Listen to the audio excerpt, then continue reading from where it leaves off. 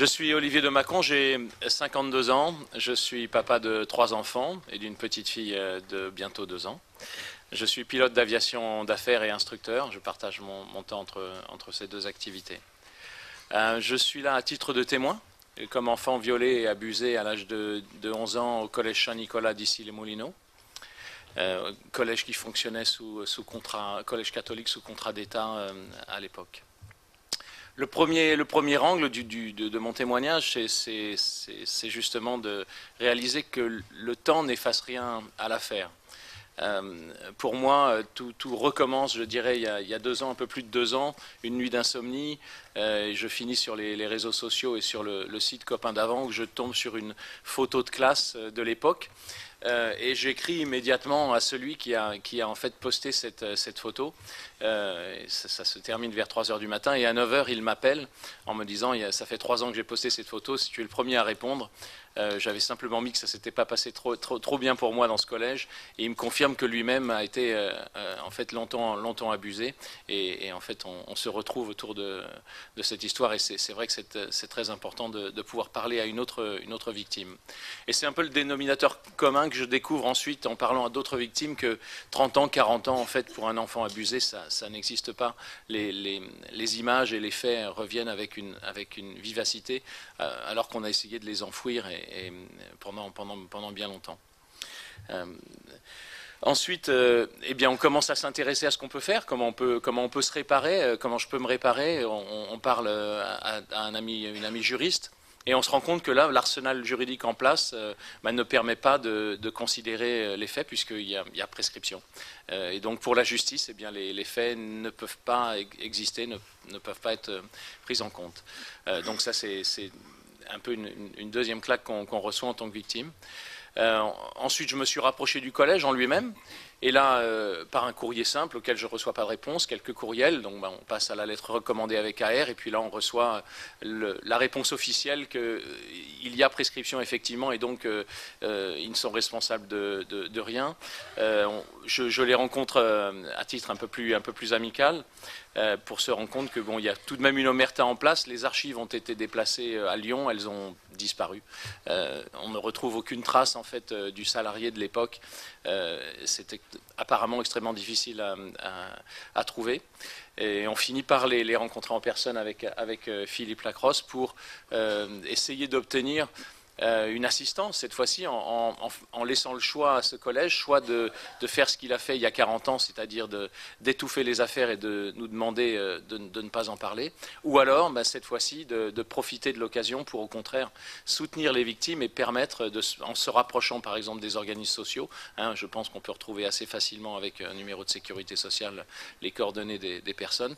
Voilà, à ce jour pas de réponse et j'attendais cette journée d'aujourd'hui pour vous l'exposer et puis pour les recontacter en leur disant ce qui se passe avec ces assises et en avançant avec eux. Un intéressant détail, c'est qu'un des pions de l'époque, qui est âgé de 91 ans, était présent à ce rendez-vous. C'est pas lui qui est l'acteur des faits en ce qui me concerne, mais ne se rappelait pas précisément des faits en ce qui me concernait moi. Mais au fil de la discussion, a fini par nous avouer qu'en fait c'était un vivier de pédophiles, puisque au fil des ans et encore très récemment dans ce collège, il y a des affaires qui sont survenues.